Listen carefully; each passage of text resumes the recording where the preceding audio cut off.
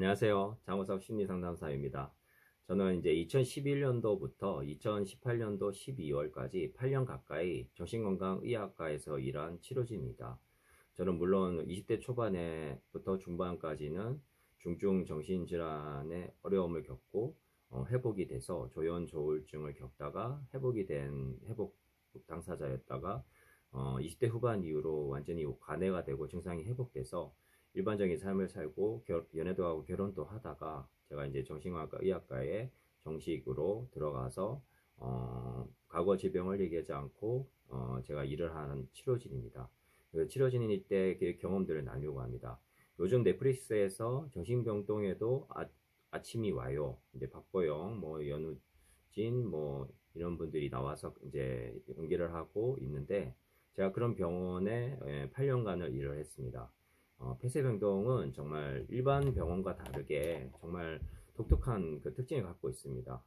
이렇게 문을 따고 들어가면 이제 또 안에 또 문이 잠겨 있고 또 우리가 그 치료진흥을 이제 열쇠를 들고 다닙니다. 그래서 이제 열쇠를 따고 들어가서 환자를 만나고 프로그램을 하고 또 가서 개별 상담을 하고 환자들하고 또 즐거운 시간도 보내고 뭐 장기도 두고 게임도 하고 이렇게 얘기를 하면서 시간을 보냅니다. 그리고 이제 매일매일이 아주 그냥 스펙타클하고 하루하루가 그냥 굉장히 좀 다양한 일들이 일어납니다. 예, 거기에 이제 입원하신 분들은 조현병 환자, 그 다음에 조울증 환자, 그 다음에 이제 뭐 각종 알코올 중독이거나 그리고 치매 어르신, 그리고 지적장애나 발달장애를 가진 또 중복장애를 가진 사람도 있습니다.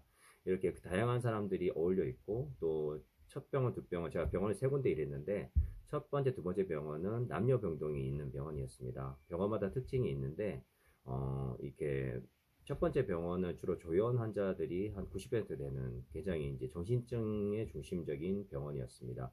그리고 약간 병원이 이제 옛날에 권위주의적인 스타일이셔서 뭐 입퇴원이 없고 거의 보호자 동의 입원을 율이 거의 한 80% 이상, 이렇게 그 안에서 이제 오랫동안 생활하시는 분들이었습니다. 그래서 이제 거기 안에서 이제 이렇게 접함하면서 다양한 일들이 있었는데 제가 2011년도에서 한 2011년도 그때는 CCTV가 모든 데 설치가 돼 있었습니다. 예를 들면 이제 홀하고 방마다 다 CCTV가 있었고 화장실 입구에도 CCTV가 있었습니다. 그것은 뭐 이제 간호사나 이제 보호과에서 이제 그걸 보고 병원 안에 이제 무슨 일이 일어나면 액팅아웃이 있거나 뭐 다치거나 뭐 자해 소동이 있거나 그리고 그런 걸 방지하기 위해서 그 전에 정신병원에는 CCTV가 다 있었습니다. 그래서 CCTV로 우리가 관리를 하고 무슨 일이 있으면 바로 쫓아가서 이제 상황을 이제 이렇게 체크하고 그리고 위급 상황이면 응급 조치를 하고 안녕시에 데리고 와서 약이나 주사를 하거나 쉬게 하는 그런 시스템이 있기 때문에 근데 CCTV가 또 있다 보니까 되게 민망한 경우가 많았습니다. 어떻게 보면 남녀 병실이 있고 그 안에 병동 방까지 CCTV가 있다 보니까 사람들이 옷을 갈아입을 데가 없는데 사각지대에서 갈아입지 않고 사람들이 생각 없이 이제 가운데서 옷을 갈아입는 거예요. 우리도 원치 않게 그런 것들을 이제 안 보이려고는 노력했고 그래서 여러 가지 인권에 문제가 있다고 생각했는데 다행인 것은 한 그 해 다음 해인가 국가인권위에서 정신병원 안에 있는 CCTV를 이제 제거해야 된다. 그래서 이제 홀에만 놔두고 나머지 방을 다 없애버렸습니다. 여러 가지 이제 그 개인 정보나 개인의 그런 노출 같은 게 있으면 안 되기 때문에 그런 것을 이제 처리하면서 병원이 점점 개선되어졌고 그리고 2011년 제가 일을 했을 당시에는 일명 코끼리 주사, 할돌반, 아티반 반을 섞어서 주사를 맞았을 때 하루 이상 일어나지 못하는 정말 기절하는 정도의 마취 효과가 있는 그런 약을 많이 주사를 하고 급성으로 들어온 조울증 환자나 양성장애죠. 그리고 조현 정동장애, 뭐 조현병의 양성 증상으로 들어온 분들이 뭐 이렇게 환각에 망상환청에 빠져 있어서 막 위험한 행동을 할 때 많이 그런 걸 간호과에서 이렇게 했었는데 그것도 국가인권위에서 제동을 걸어서 이제 코끼리 주사가 없어졌습니다. 저도 나중에 이제 책을 다 쓰고 이제 저도 버밍아웃을 했을 때는 인권위에서 토론자로 나간 적도 있는데 인권위가 근데 참 귀한 일을 했습니다.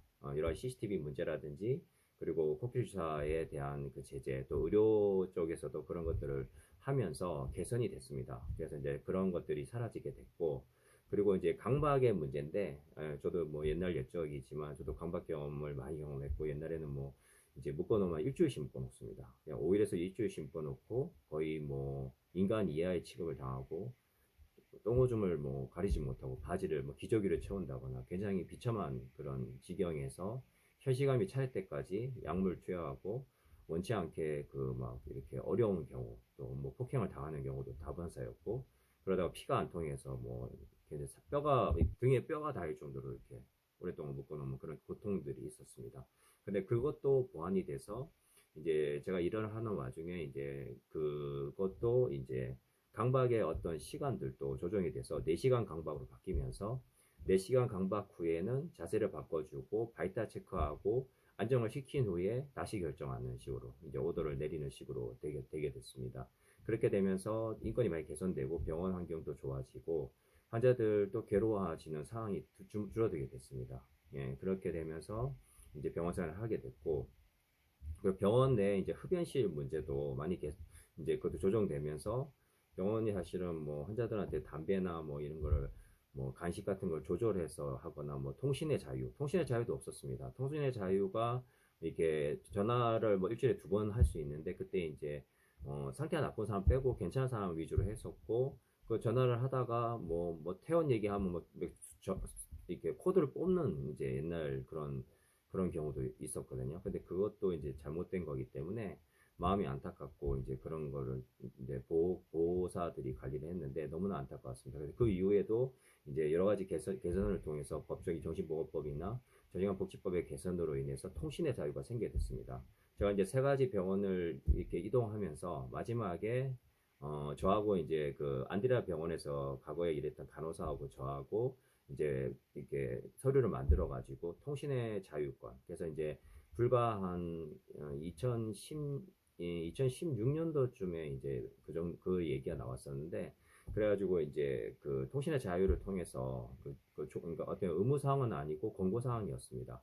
그래서 통신의 자유로 핸드폰을 쓰도록 하는 제도를 만들어서 저희가 이제 둘이서 이제 그걸 작성을 해서 이제 그거를 했죠. 그래서 주장을 해서 이제 원장님께서 카톨릭대 교수 주시는데, 이제 이렇게 해가지고 이제 환자들한테 핸드폰을 쓸 수 있게끔. 근데 뭐 이렇게 예외 규칙이나 어떤 공지사항이 있었습니다. 그렇게 해서 이제 핸드폰을 자율적으로 쓰되, 핸드폰을 어떤 조절해 쓸 수 있는 능력이 안 되는 분들은 좀 제한을 하고, 가급적이면 쓸 수 있는 분들을 위주로 하다가 수거를 하는 식으로 해서 통신의 자유와, 그리고 스마트폰이기 때문에 인터넷을 할 수 있도록, 그리고 또 핸드폰, 컴퓨터도 일부 들어갈 수 있도록 하고 통신의 자유가 생기게 됐습니다.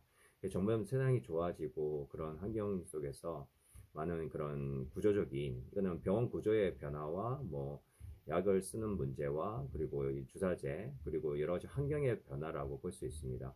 이게 다양한 변화를 통해서 이렇게 개선되고 있었다는 것을 한번 얘기해 드리고 싶습니다. 네, 일부로서 이게 정신병원 이야기를 했고요. 또 다음 시간에 또 이어서 하겠습니다. 장우석 심리상담사였습니다. 감사합니다.